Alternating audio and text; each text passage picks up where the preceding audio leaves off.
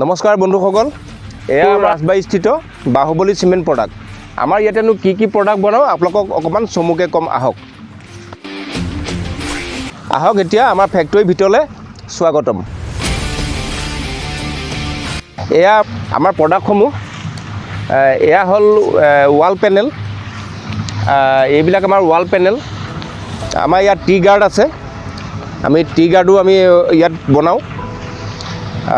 এয়া হ'ল আমাৰ পাৰ্ক বেঞ্চ। আমি এইবিলাক পাৰ্ক বেঞ্চো বনাওঁ, পাৰ্ক বেঞ্চ লগতে আমি এইটো প্ৰডাক্টো কৰোঁ। আমাৰ সেয়া অফিচ আৰু এয়া হ'ল আমাৰ ষ্ট'ৰবিলাক। আমি আপোনালোকক আজি আমি দেখাম যে আমাৰ প্ৰডাক্টবিলাক আচলতে আমি কেনেকৈ বনাওঁ, আমি কি মেটেৰিয়েল দি বনাওঁ, আমি কি পদ্ধতিৰে বনাওঁ, আপোনালোকক আমি ভালকৈ দেখাম। আহক প্লাণ্টৰ ভিতৰলৈ আহক।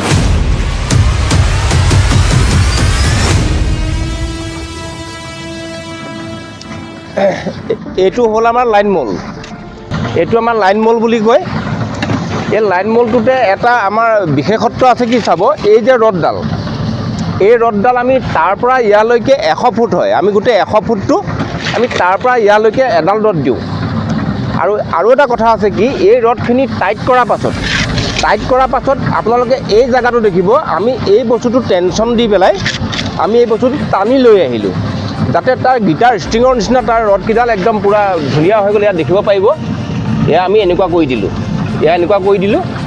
আৰু এয়া যে আমাৰ যে মছলা দি আছে, এয়া হ'ল আপোনাৰ 43 গ্ৰেডৰ চিমেণ্ট।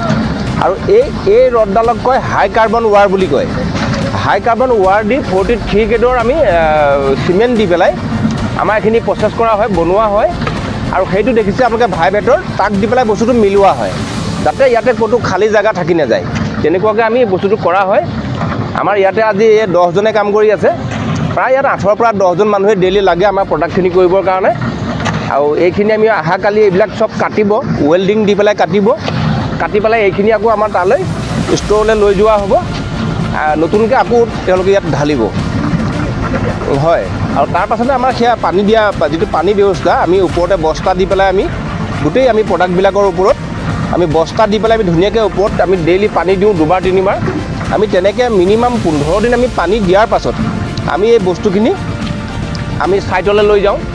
আমি ৱালৰ লগতে আমি যদি কাৰোবাৰ যদি ষ্ট'ৰ, যদি পাৰ্কিং কিবাকিবি যদি বনাব লাগে, তেনেকুৱা ঘৰ যদি বনাব লাগে, আমি এইখিনি দি পেলাই আমি বস্তুখিনি বনাব পাৰোঁ।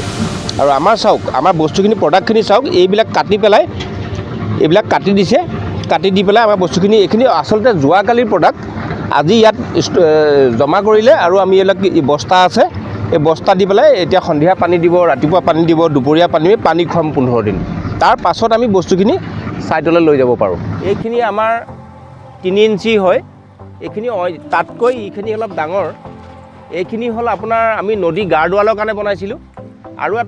আমি আৰু এটা কৰোঁ যে কোনোবাই যদি ঘৰ বনায়, ঘৰৰ যিটো ফাউণ্ডেশ্যনত ইমান ডাঙৰকৈ আৰু ঢালাই মৰা প্ৰয়োজন নাই। আমি এইখন দি পেলাই ঘৰৰ ফাউণ্ডেশ্যনটো মাৰোঁ, যথেষ্ট মজবুত হয় এইখিনি। এই বস্তুখিনি আমাৰ এইখিনি প্ৰডাক্ট তাৰ কাৰণে। আৰু ইয়াতে আছে এইখিনি, যদি কোনোবাই যদি আমাৰ ৱাল পেনেল দি যদি আৰ্ট ফিলিং আছে, আৰ্ট ফিলিঙত ইমান ডাঙৰকৈ ঢালাই দিয়া আৰু প্ৰয়োজন নাই। আমি এইখন দি, ইয়াত হোল আছে, এয়া হোল আছে, এই হোল থকাবিলাক আমি এইখিনি ৱাল পেনেল দি আমি আৰ্ট ফিলিং, যিটো জেগাত আৰ্ট ফিলিং হয়, আমি 5 ফুট 6 ফুট 7 ফুটলৈকে আমি আৰ্ট ফিলিং কৰিবৰ কাৰণে আমি এইখিনি পেনেল লগাওঁ তাত। এইখিনি প্ৰডাক্ট আচলতে আৰ্ট ফিলিঙৰ পেনেল হয়।